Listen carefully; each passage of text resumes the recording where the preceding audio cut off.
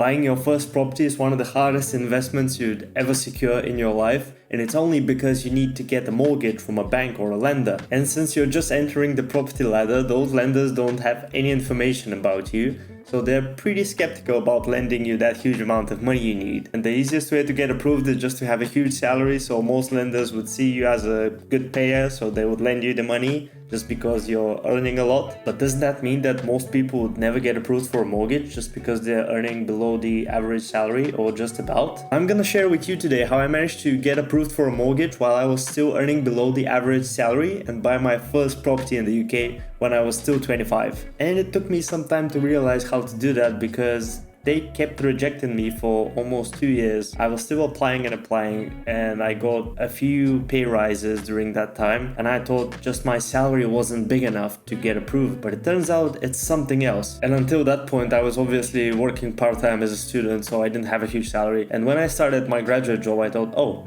well, I have a full-time salary now, why not apply for a mortgage and move out, stop renting out, stop paying for rent and start paying out my equity, get a property and move out into my own property. And obviously before applying I did my research, I did the maths, and it did turn out that it's cheaper to buy a flat, pay out my mortgage instead of renting out somebody else's place. Back then I was still renting out a single bedroom flat. I was living in Slough, and I moved to Slough just because it was the closest to my workplace, and I was paying a huge amount of money for that flat just so I could have that job. I was paying £850, and that's without the service charge, without the utility bills. And when I calculated how much my mortgage would have been if I got a mortgage and bought a flat in the same place, it turned out to be that the mortgage payment each month was going to be around £500, which was way cheaper than what I was paying for rent back then. Plus you're paying out your equity, so the property is yours and you're gradually repaying it. And as a first-time buyer, you would usually have to have a 5% out of the property price as a deposit saved up. And if it's a flat, you need to have 10% just because lenders look at flats in a different way than they look at houses on the property market. Lenders will lend you 4.5 times your annual salary as a maximum limit of the mortgage. So you can kind of calculate beforehand how much finance you would have access to. So you can multiply your annual salary by 4.5 times, and then on top of that add your deposit amount, and then you'll see roughly what property prices you're looking at to buy. And I was okay to buy the cheapest property you could find. I was even okay to live in a studio as long as I didn't pay rent. But whenever I applied for a decision in principle, and that's the first step of the mortgage application by the way, I got rejected. And I got rejected again and again, and that kept on for 2 years.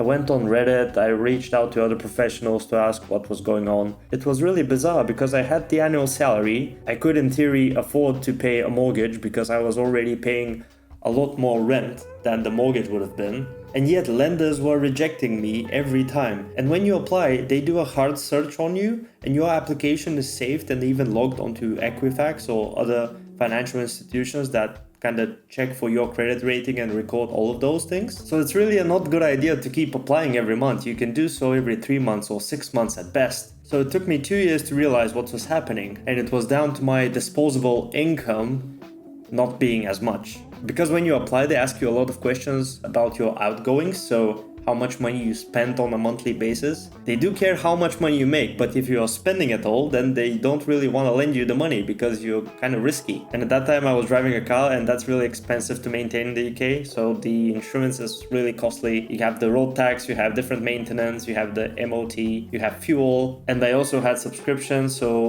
online and streaming services, and also things delivered on a monthly basis through the mail. And during the mortgage application, they can also check your contract for your phone, for your broadband. They also ask you how much your shopping is on a monthly basis, like for food. And that's how they get to the disposable income that you have access to by the end of each month. It's not as much about the salary that comes into your bank account at the beginning of the month. It's about how much outgoings you have, so what's left in your bank account by the end of each month. Having a lot of money saved up, it doesn't tell them that you're still trustworthy because all of that money is supposed to go as a deposit, so they don't really have access to it anyway. I had saved up £14,000 as a deposit then and still couldn't get a mortgage. So what I did was a drastic change in the way I was living. I decided to minimize all of my outgoings so I could boost my disposable income and get that mortgage. The first step was to reduce the rent and all the utility bills I was paying just for living somewhere. I moved out from my single bedroom flat in Slough and moved into Portsmouth. I rented out a room in a house. I was living with a landlord, so pretty much I just had one room. And for that room I was paying £350 a month, and that's with all of the bills included. Internet, heating, water, and the landlord also took care of the service charge. So the rent, utility bills and service charges went from 1,000 down to 350. And job-wise, I managed to move city because my company was happy for me to work online and work remotely, so I didn't have to be in Slough anymore. The second step was the car. Now that I didn't have to go to the office and I moved city using my car, so I moved all of my belongings from Slough to Portsmouth, I no longer needed to maintain a car, so I pretty much sold it straight away. And what helped me decide to scrap my car straight away was this questionnaire I created for myself. I have another video on YouTube explaining how that questionnaire works, so if you want to check it out, I'm gonna leave a link over here at the top and in the description of the video. You can download that questionnaire absolutely for free from my website or from the description of the link to the video, and I'm sure it's gonna help you make the right decision about your car just as it helped me. By the way, if you enjoyed this video, I'll really appreciate it if you drop a like and subscribe to the channel so you can get more videos like this one. Now back to the mortgage application. The final step was to minimize those subscriptions, so I pretty much cancelled more than half of them and just kept a few of them that I was using regularly. And then the moment of truth came. After 2 years being rejected again and again by mortgage lenders, I started a new application, inserted all of my new figures. The rent was 350. I didn't have a car anymore. All the subscriptions were down to a minimum. My outgoings were between 3 and 4 times less than in my previous applications. I clicked submit and boom, I got approved. And that's how I got my decision in principle. 1 week later, I was already searching for a property to buy, and several months later, I was the proud owner of a property in the UK at 25. For the flat I bought in Portsmouth, the mortgage payment was 280. I moved into my flat and happily stopped paying rent. So if you're struggling to get approved for your first mortgage, make sure to minimize those outgoings because they're just as important as the salary. And stop right there. Just before you go, make sure to click on this video because YouTube thinks you'll really like it. Hope this video was helpful, and I'll see you next time. Goodbye.